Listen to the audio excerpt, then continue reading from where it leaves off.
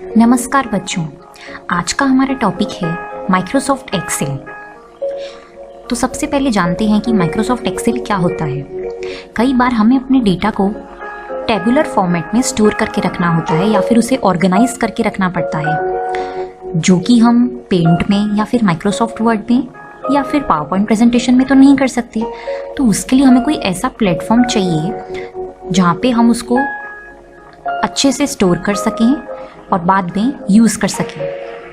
हालांकि हम ये काम वर्ड में या पावर पॉइंट में भी टेबल तो बना ही सकते हैं, लेकिन इतना इजी और इतना एफिशिएंट और बड़ा डेटा हो तो उसके लिए हमें एक्सेल की ज़रूरत पड़ेगी।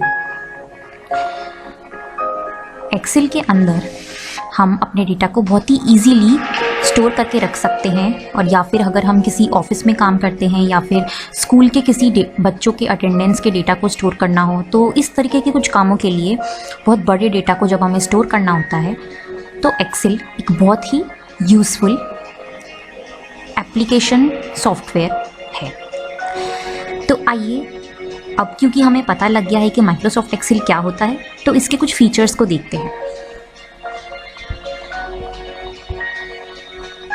तो जैसा कि मैंने आपको बताया, इसका पहला फीचर यही है कि डेटा को ऑर्गेनाइज और टैबुलेट फॉर्मेट में वो हमें लेकर देता है।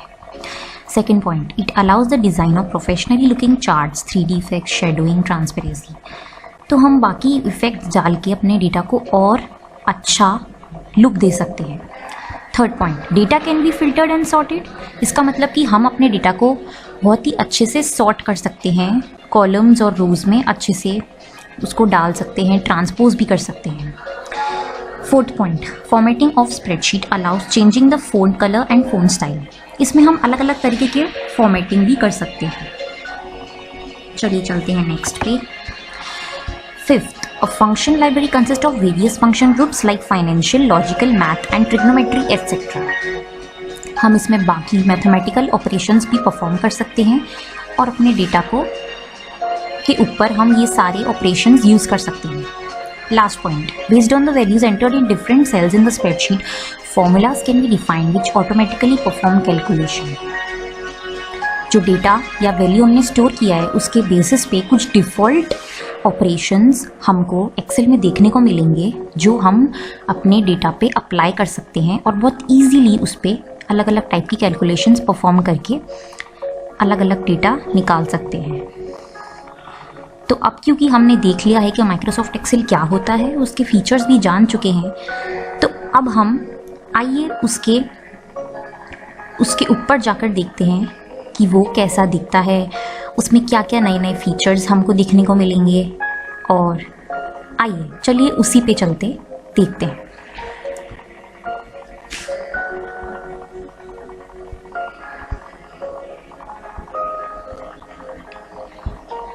ओके, तो ये रहा हमारा माइक्रोसॉफ्ट एक्सेल। माइक्रोसॉफ्ट एक्सेल में बेसिकली हमारे पास जब उसको ओपन करेंगे तो ऐसा लुक आएगा। सबसे पहले टॉप पे होता है क्विक एक्सेस टूल बार, जो कि आपको यहाँ ऊपर दिख रहा है। यहाँ साइड में उसमें 3 ऑप्शंस होते हैं, इसको मिनिमाइज़ करने के लिए, इसको मैक्सिमाइज़ करने के लिए और इसको क्लोज करने के लिए। बीच में लिखा रहता है हमारी फाइल का नेम। करंट फाइल जो हमारी खुली हुई है उसका नाम है बुक 1, और लेफ्ट में इसमें कुछ क्विकली एक्सेस करने वाली टूल्स होती हैं। इसके नीचे आते हैं तो हमें मिलता है एक और बार, जिसमें अलग अलग तरीके के टैब्स हमें दिख रहे हैं, file, home, insert, page layout, formulas, data review, view. उसके जस्ट नीचे हमारे पास है एक और कॉलम जिसको हम कहते हैं रिबन। इसमें अलग अलग तरीके के ग्रुप्स बने हुए हैं, जैसे कि आप देख सकते हैं क्लिपबोर्ड का अलग, फ़ोन का अलग। तो ऐसे अलग अलग तरीके के ग्रुप्स होते हैं। हम जब भी किसी भी टैब पे क्लिक करते हैं तो सबके ग्रुप्स हमको इसमें देखने को मिलते हैं रिबन में। उसके जस्ट नीचे आप देख सकते हैं, इसको हम कहते हैं नेम बॉक्स।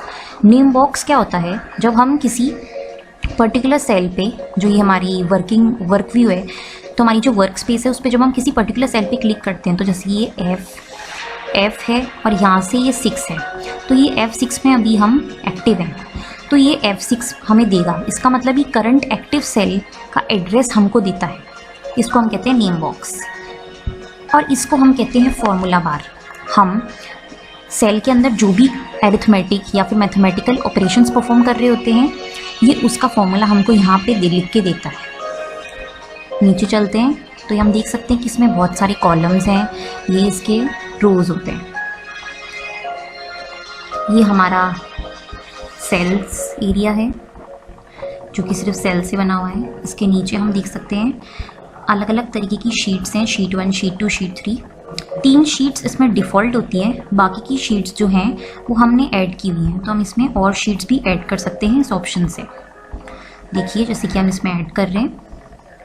और अगर हमें सारी शीट्स को देखना है तो हम यहाँ पे जाके लेफ़्ट क्लिक राइट क्लिक कर देंगे तो हमको ये सारी शीट्स दिख जाएंगी। करंटली हम शीट 10 में हैं तो उसने शीट 10 को टिक किया हुआ है। तो बस यही एक डिफरेंस है।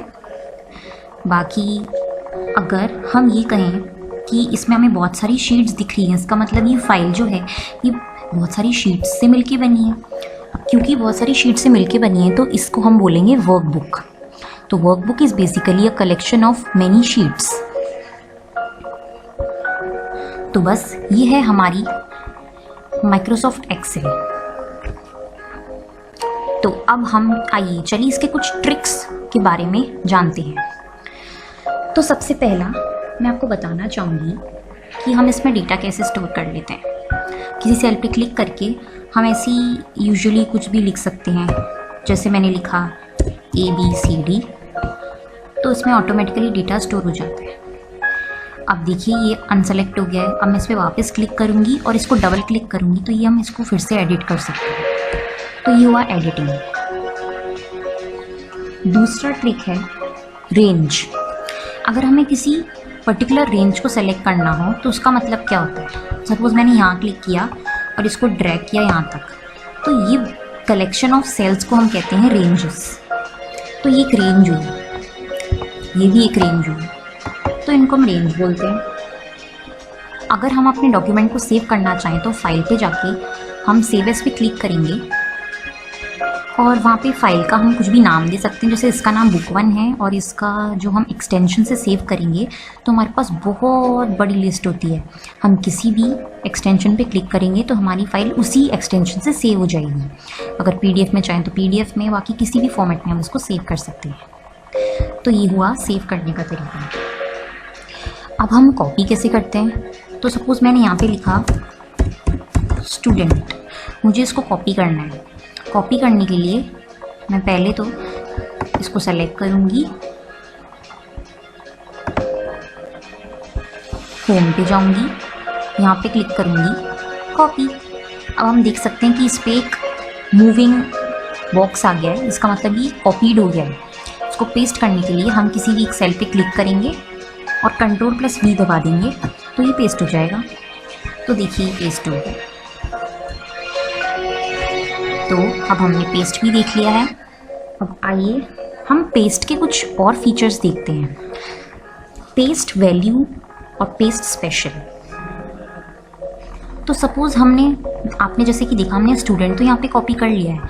अब सपोज़ मैंने इसी के अंदर कुछ फॉर्मेटिंग कर दिया, जैसे कि इसको मैंने येलो कर दिया। मैं नीचे आई, मैंने इसमें लिखा एक नेम, मैंने इसमें लिखा एक और नेम, रैंडम सा कुछ भी, मे बी सीमा। तो ये मेरे पास 2 नेम्स आ गए। अब मैंने इस पूरे को फॉर्मेट किया ऐसे।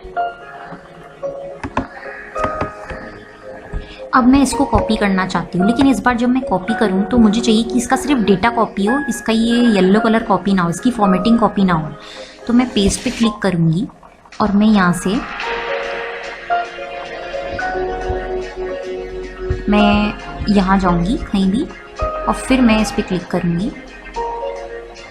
तो जब मैं फॉर्मूलाज पे क्लिक करूँगी या फिर मैं इस पर क्लिक करूँगी तो इसका जो डेटा है वो कॉपी होगा।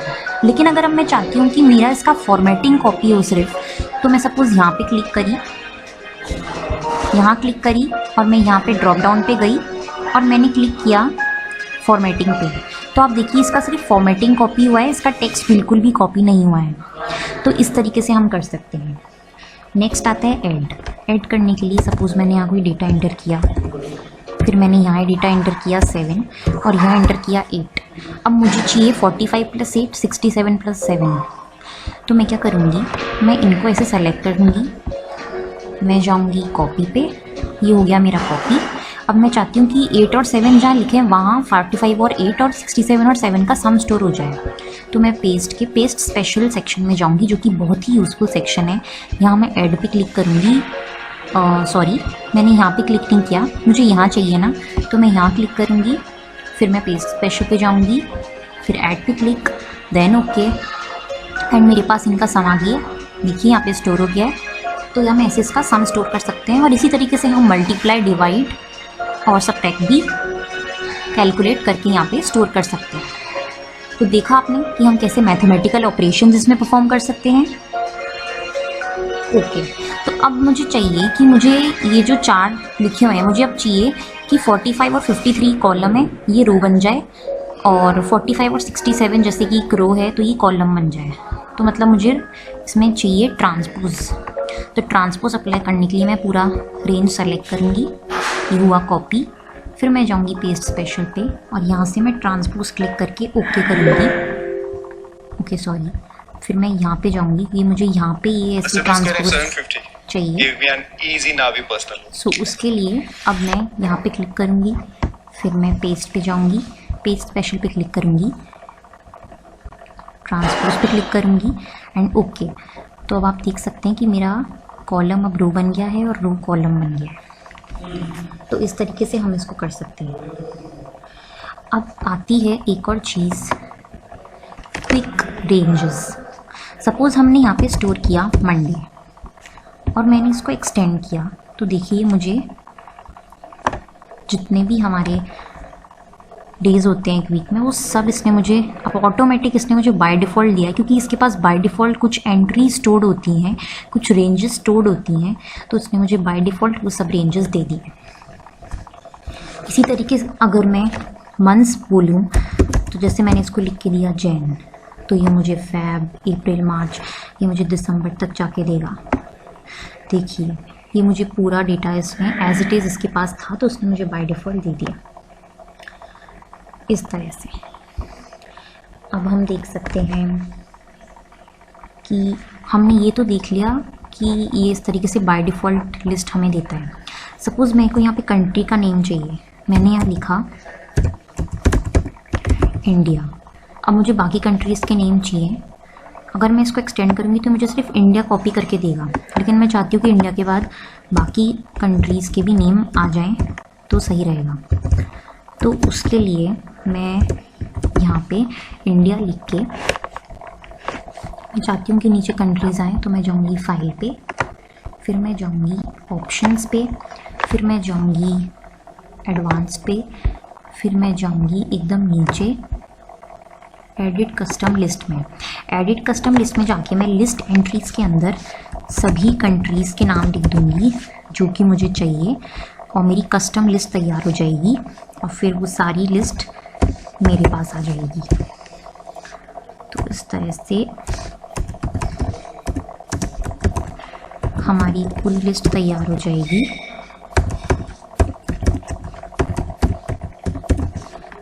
ये सारी लिस्ट हमारे पास आ जाएगी।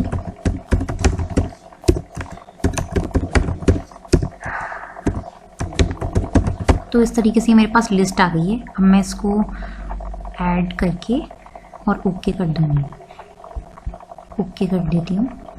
अब जब मैं यहाँ पे इंडिया को एक्सटेंड करूँगी तो आप देखिएगा क्या होता है। देखिए मेरे पास ऑटोमेटिक जो मैंने लिस्ट अभी अभी कस्टम लिस्ट बनाई है वो मैंने इसमें सेव करी, तो मेरे पास यहाँ पे आ गई। तो इस तरीके से हम इसमें लिस्ट, कस्टम लिस्ट भी बना सकते हैं। तो ऐसे ही कुछ कुछ यूज़फुल आज हमने टिप्स और ट्रिक्स इसमें देखे, जिस तरीके से हम इस पर काम करके और अपने डेटा को बहुत ही इजीली स्टोर कर सकते हैं। तो आई होप कि ये ट्रिक्स आपको यूज़फुल लगी होंगी और आपको समझ भी आई होंगी। Thank you so much. Have a nice day.